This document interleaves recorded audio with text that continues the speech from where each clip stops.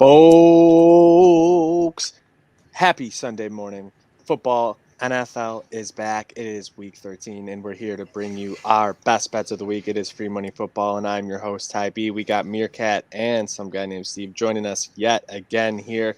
And like I said, we're going to be breaking down these lines, looking through everything, sorting out where the duds are and finding that free money for you guys. Stevie, yesterday, conference championship Saturday, a bit of a topsy-turvy day, but you ended up on top and looking to make some more money here today. Steve, how you feeling?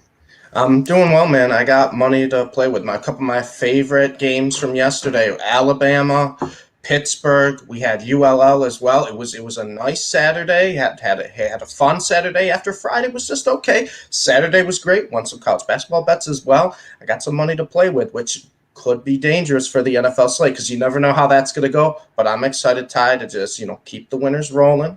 Had a night. I think I tied with Ale for the train wreck. We were 6-4, nothing crazy, but hey.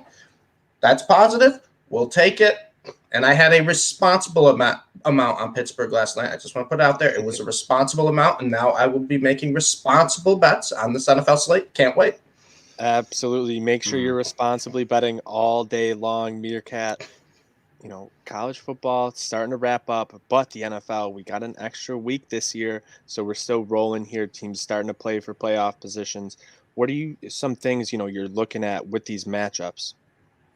Right now you want to look at injuries a lot throughout the NFL because, these are where the weeks where players who are, kind of borderline hurt and stuff, this is where you got to start thinking, all right, we can't push these guys. We're earlier in the season. Kyler Murray with some of these injuries might be playing or something, just, throw it in context. But now you got guys who are, borderline like DeAndre Swift today or Delvin Cook, who if it was like, hey, this is earlier in the year, whatever, but they're holding these guys out. So you got to monitor that stuff because they're going to start to, think towards the playoffs, things towards getting these guys healthy. If you're in that situation, and that's it, the playoffs, teams battling for positions. A lot of these divisions are crazy close right now. A lot of divisional matchups, a lot of, conference matchups that matter a lot to these playoffs this weekend. And this is a week where I think we're going to see teams that are legit contenders kind of start to weed themselves out more because we've been saying that a lot of weeks this year and we haven't seen it yet. The NFL has just been straight up fucky. So hopefully I think we see a bit of order this week, a lot of weird lines. It's a weird board, but I think we got some free money for the folks out there. Absolutely. I believe we got some free money here, MereKat. And I'm going to get it kick started here with a total and an under. Yes, Minnesota, Detroit, under 47. They've been going under in that series over and over and over again. That number at 47, I think it was at 50 the first time they played. They only scored a combined 36, 37 points, something like that. A late field goal ended up being a winner in that one. And I see a very similar game today, especially with the guys who are out on both sides of the ball with Swift and Dalvin Cook. Those are two of the best running backs in the entire league. To have them out of the game, you're going with Madison versus Jamal Williams. I don't love that matchup anywhere near as much as I like that other one. It allows the defenses probably to have a much easier day, and that should allow for these teams to keep that point total down. I don't see either of these teams really breaking out for anything big here in this one, so I'd love the under 47 to get it started, Stevie. Yeah, I don't mind that either. My first play, I'm actually going with the Dolphins as a touchdown favorite against the Giants. I normally don't like laying that many points, especially with teams with offenses I don't love. But Dolphins -7, I'm all over this. Mike Glennon starting for the Giants, and over the last 4 years, Mike Glennon is 0-10 and has lost 8 of those games by double digits. There's no Kadarius Toney or Sterling Shepard this week. And on the other side of the ball, there's no Adoree Jackson, who is their speed corner who can match up with Jalen Waddle. He's not there. Jalen Waddle has been feasting so far this year. I love the Dolphins. The Dolphins defense the last 4 weeks, only allowing 46 points. That's just a little over 11 points per game. And I think they blow out the Giants today. They're home. This defense has been playing good. You get a bad quarterback coming in with Mike Glennon. I'm all over the Dolphins. -7 today is my first play. I like that play with the Dolphins. I was looking at it. I might be talked into it now because I was scared, just like taking the Dolphins as touchdown favorites. Exactly. It's scary. It's scary, but those are the plays you really got to dive in on sometimes. I'm going to go back to Ty's matchup. No way in hell I'm taking a total today, but I will take a line on this game. I was pretty adamant about this on the preview show. I got to take the line, or the Vikings, -7 today against the Lions. I'm finally fading the Lions for the first time all season. It makes me sick. It probably means the Lions are going to win by 50 today, but it should show my faith in the Vikings here, which not a good thing. I'm sorry. I don't know how to feel about this game other than I love the Vikings. The Lions just don't make sense. They're covering games that they're losing. They look awful in, and without having Swift, that really changes their offense because they had the two-headed monster of Swift and Williams, but now it's just Williams and Jamar Jefferson, which I wish that some big book had props on because I can't get any today. I love him, but with Swift out, Sewell is banged up. That offensive line's already not good, and Jared Goff's not doing anything. Your biggest weapon on the offense, other than maybe Hawkinson, is Swift, and he's gone. It makes him way more one-dimensional. Cook is out too. We know Madison can replicate that versus, a really bad Lions defense, allowing over 130 on the ground. I like the Vikings to kind of take control today. Captain Kirk likes to beat up on bad teams. Have at it. Yeah, absolutely. I agree with you in that one. I don't think it's going to be necessarily the biggest margin or anything, but I think it'll be enough for them to cover. I just don't see Detroit really doing much on offense without the threat of DeAndre Swift. You've seen they've even been using him a ton in the passing game as well to open things up, taking him out, trying to put more on Jamal Williams. It doesn't feel like the recipe to win for me if you're Detroit. But we'll be on to our next picks here, and I'm looking here at this Chiefs-Broncos line. I feel like, sitting at 8 points right now, it feels like everyone and their mother is going to be on the Chiefs with the way that they've been playing lately. That defense has figured out how to put things together sort of the way we expected. Well, at least the way the money expects them to play, the second highest paid defense in the entire league. And, you go out, you make some moves, try and solidify things. They get some guys healthy. That's obviously a big help. And, they have a lot of smart guys, in the coaching staff and around that team that are going to fix things, and they have. But going up against the Broncos here, who not necessarily been putting up a ton of points, but they've been frisky all season long, just coming off of a win over the Chargers, proving that they're still contenders here. They're trying to get themselves into the playoffs. That offensive line has gotten healthy. And the Broncos have lost 11 straight to the Chiefs. I'd like the Broncos to cover in this one just because everyone's going to be on the Chiefs, and the Broncos, I have a feeling like they've done all season. They're just going to keep it close. They're going to hang in there and do what they can. That defense has been better for whatever reason without Von Miller, Stevie. Yeah, I like that too, Ty. You know my theory with the division rivals. If it's a lot of points, I usually like to take the points over a touchdown. And the Broncos defense, their strength kind of counters what the Chiefs want to do, the over-top style offense. Broncos have a fantastic defense, especially with the rookie Surtain. You got great corners in there. You got Simmons as safety. It's an overall great secondary, so I don't hate that at all. I was looking at that game too. Didn't decide to take it. I'm just going to give my kind of like it was – I had the Dolphins earlier. I'll go right back to the Dolphins because this is my player prop. Get it out of the way. I talked about how there's Adoree Jackson, and I love Jalen Waddle. I loved him coming into this year. He was my second favorite wideout after Jamar Chase. And the Dolphins are finally starting to use Waddle in the right way. Last 4 games, he's got 29 catches, 346 yards. That's averaging over 86 yards a game. And his prop today is just over 64.5 receiving yards against this Giants team. I love Waddle over 64.5. Since week 6, he's averaging 9.5 targets, 7 receptions, and 75 yards per game. He's gone over 64 5 of the last 7 weeks, and that includes 1 week where the Bills defense kind of shut him down.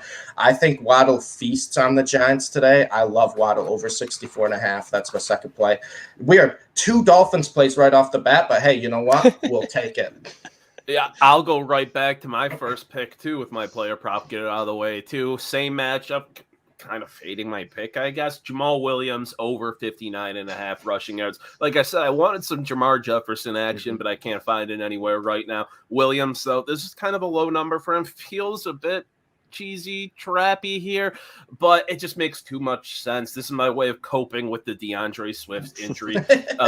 Only 3 of his 6 games with double-digit carries have gone under this. One was a rough game where he missed it by like 20 against Baltimore, and the other 2 were both missed by 3 yards. He gets there. He gets the touches. He's going to get 15 to 25 today with Swift out most likely. I don't know what Man Campbell's thinking, but he loves Jamal Williams. This is the type of running back he likes, who could just beat up guys, running up the middle, work as a receiver too. Like I said, he hasn't hit 15 or over 16 carries this year, but I think he gets at least 20 today, honestly, with Swift out. He averages 4 yards per carry in his whole career against the Vikings, which is 9 games coming from the Packers. I just think he gets the workload today. Feels like a low number with how he's been running the ball in a more limited role so far this year.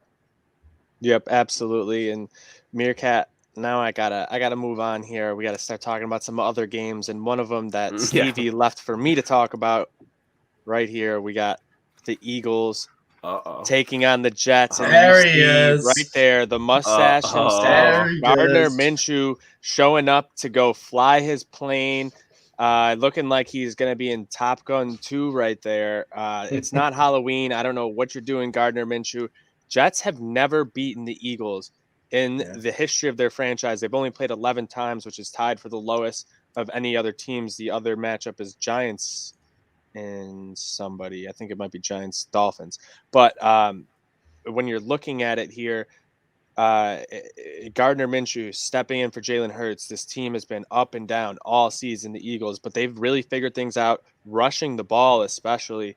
And so you're not necessarily coming in this expecting Gardner Minshew to do a ton for you. He was above average all last season with one of the worst teams we've seen in quite some time, the NFL, talent-wise, especially offensively, outside of James Robinson down there in Jacksonville. Minshew can do a lot for you. Hopefully Jalen Reagor can catch some passes for him, but I don't believe it.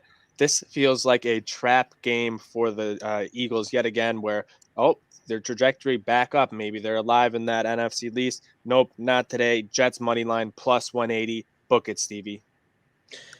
Wow. Okay, Ty. I did not expect that at all. I mean, sometimes you got to fade yourself.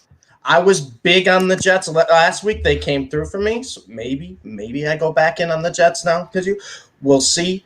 My third play feels, those plays that scare you because it kind of feels too easy. You're like, I don't want to take this. It feels too easy. This is a 2-team teaser. And guys, you're going to have to talk me out of how this teaser doesn't hit. I know MereKat will love one side of it. It's the Cardinals and the Vikings teased down to Cardinals minus 2.5, Vikings minus 1.5 at minus 120. You can make it a 7-point teaser if you want and really get the Vikings to basically a pick 'em. But I'm fine with both of them, less than a field goal. Listen, Kingsbury said this week that Kyler Murray and DeAndre Hopkins will play. When they played earlier this year, the Cardinals were a wagon. They were a force. 8-1, winning by 12 points per game. And they're playing the Bears that don't have Akeem Hicks. Roquan Smith is questionable, and the Bears have just been so dreadful.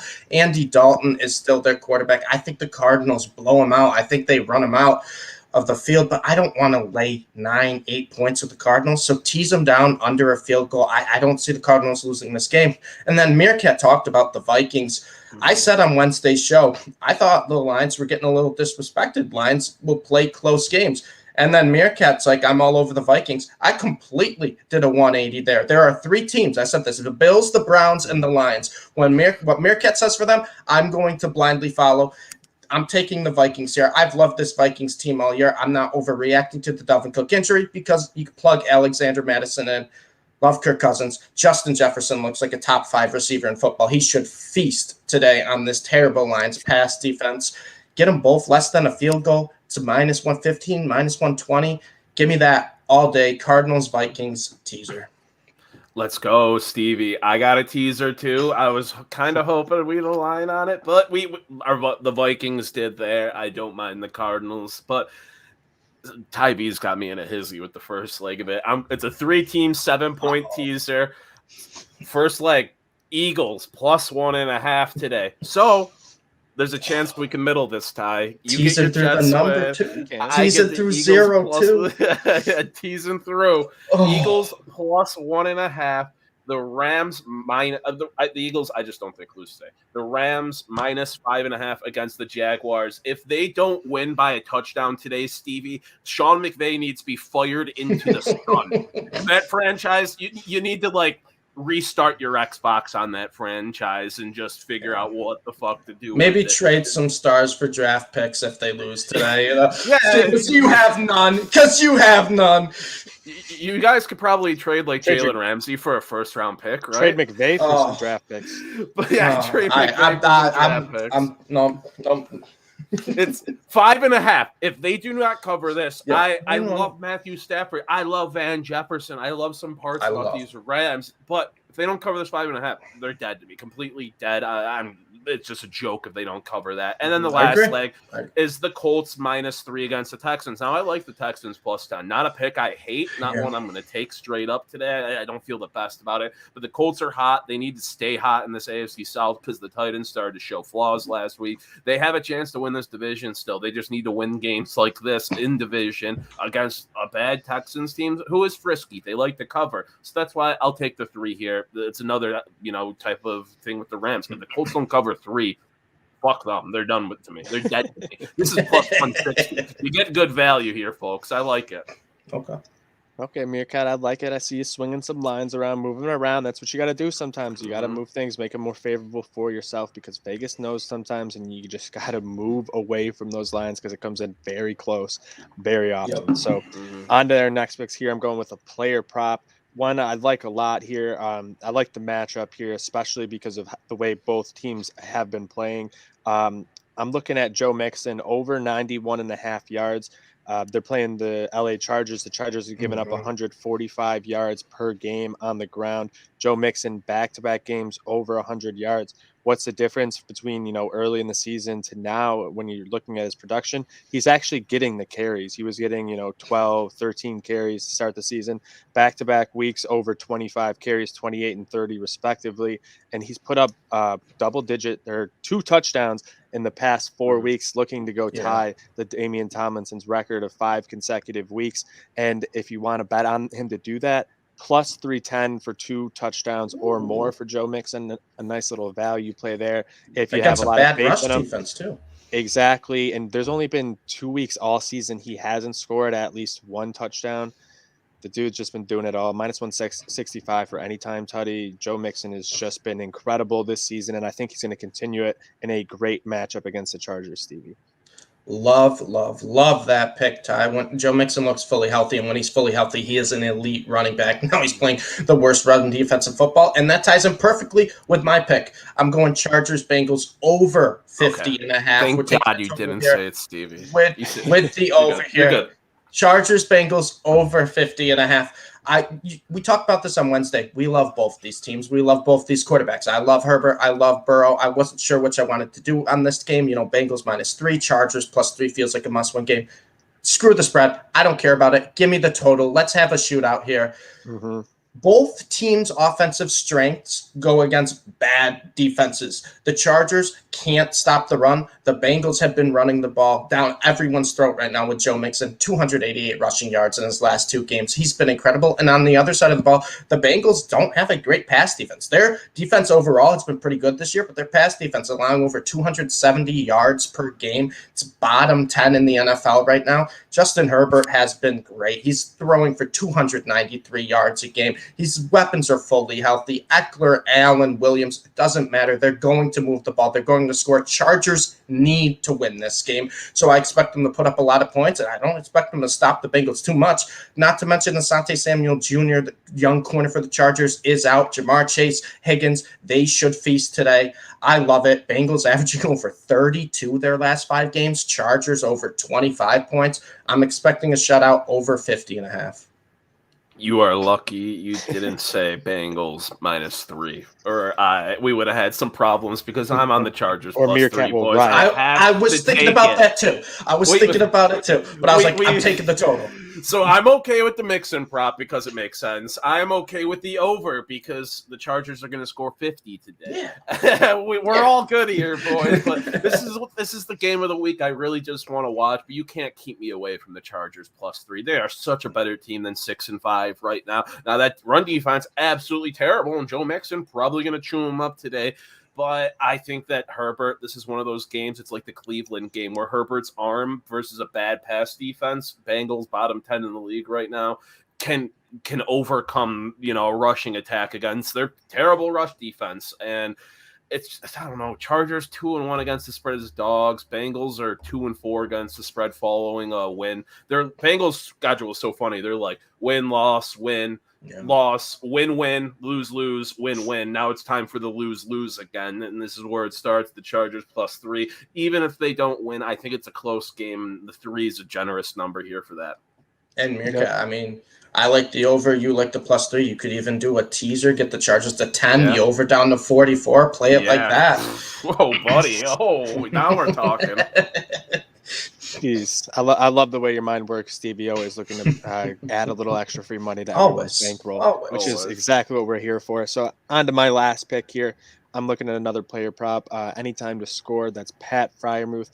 +210 anytime touchdown here in this one. He scored in 4 of his last 5 games, gone over 4 receptions in 6 consecutive games. He's getting targets. There's only 1 game in the last 6 he hasn't gotten at least 6 targets, and that was last week, and he still ended up with the touchdown. He's getting the looks, especially in the red zone. That's been Ben's kind of fallback guy lately in those positions. And going up against Baltimore, yes, they have a good defense, but where do they struggle? Defending against tight ends. Tight ends have been putting up a ton of points, especially in fantasy against Baltimore. Baltimore is the 29th ranked defense against tight ends in fantasy football. So you look at it, that's a great opportunity there for Pat Friarmuth, someone who's really stepped up for that Steelers offense. And you got Deontay Johnson back healthy, and Chase Claypool has been playing very, very well. I think they're going to have to key in on those guys, which should leave some good openings there for Pat Friarmuth to get another touchdown, Stevie.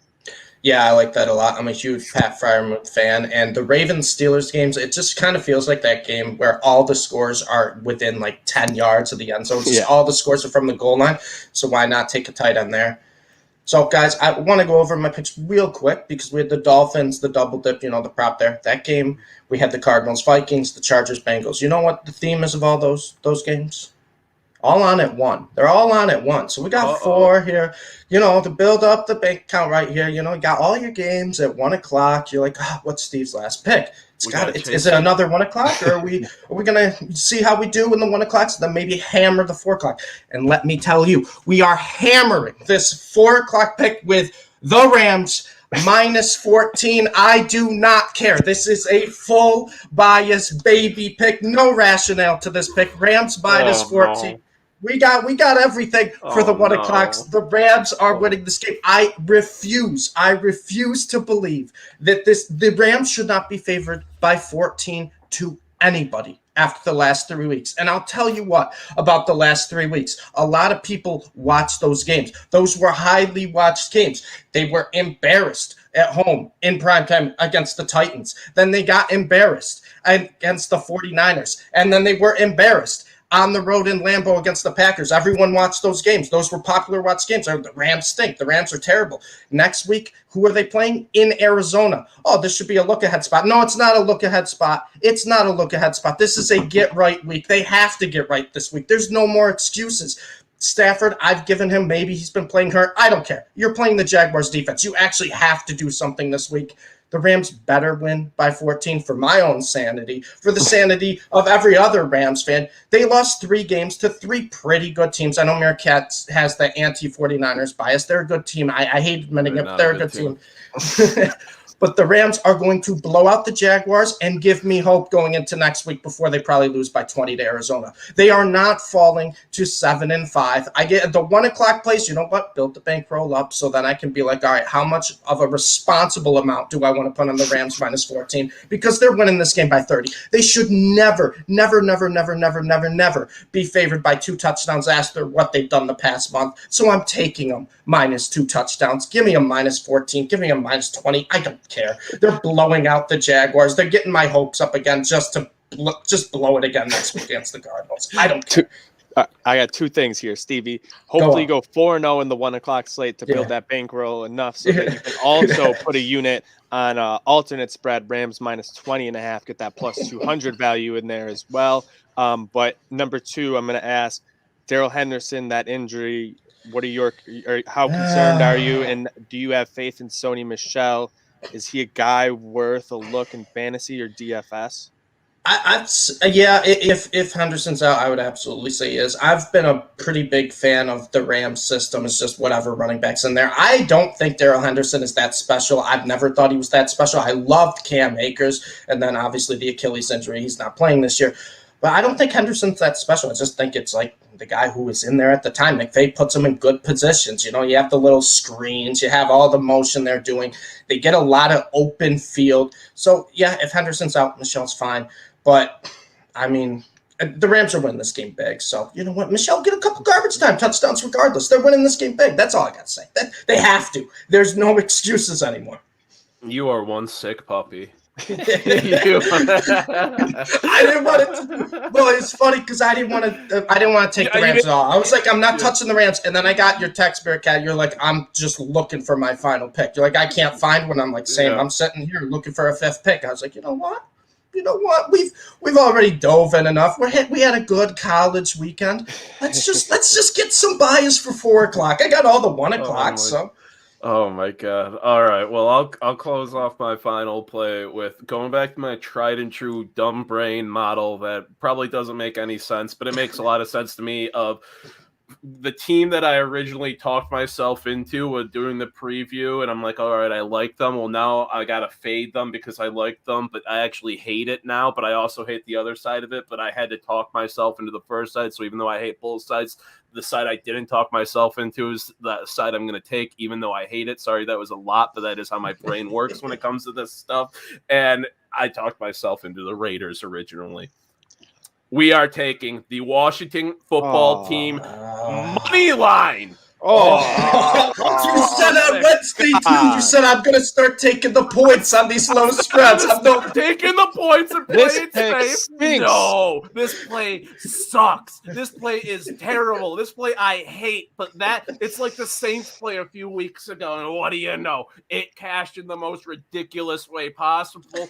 Taylor Heineke is on fire. He's been handling good defenses, good teams, and a lot of pressure. I'm not saying, the past 3 wins mean a ton, but they gave this kid some confidence. And the Raiders, they look good on Thanksgiving. Yeah, I like them. But no Darren Waller means Derek Carr is going to be all emo out on the field. He's going to try to throw it down the field to Deshaun Jackson again and recreate that magic. I just don't see it. I like the Washington football team today. I am playing it risky, going with the money line. And you know what? I don't like them. I hate this pick, but it makes me love it. That's a 4 o'clock game too, right, MereKat? Yeah. Oh, what 4 o'clock games we got ourselves watching? Oh boy. Can we just cut this like last 10 minutes, like whatever? And I'd be remiss if I didn't mention Hunter Renfrow. The total's up to 6.5 for the receptions. So take the over on the yards, 61.5. That line hasn't moved too much. He should be able to easily get that with Waller out. Mm-hmm. Even though Derek Carr has been thrown to that other big white tight end, Moreau, who should be getting a Foster decent Moreau. He's probably a very good DFS name because he's been getting a lot of Alec Ingold Day. We gotta end it on that one. Thank you guys for tuning in. Make sure you guys toss us a thumbs up if you're watching on YouTube. Make sure you guys retweet and share this over on Twitter so everyone else can get in on the free money and get their picks in. So we'll be back again Wednesday previewing the Week 14 slate, and then Sunday morning yet again to bring you our best bets of the week. So make sure you guys stay tuned in. Follow us over at Degenerate Zone on Twitter. And that'll do it for myself, Ty B, Stevie, and MereKat. Make sure you get out there, go hammer the creek, go hammer the books, go call in your bets, text them in, do whatever you got to do. Go get that free money. Hammer the Rams at 4 after you build up your bankroll in the 1 o'clock hour per Stevie responsibly.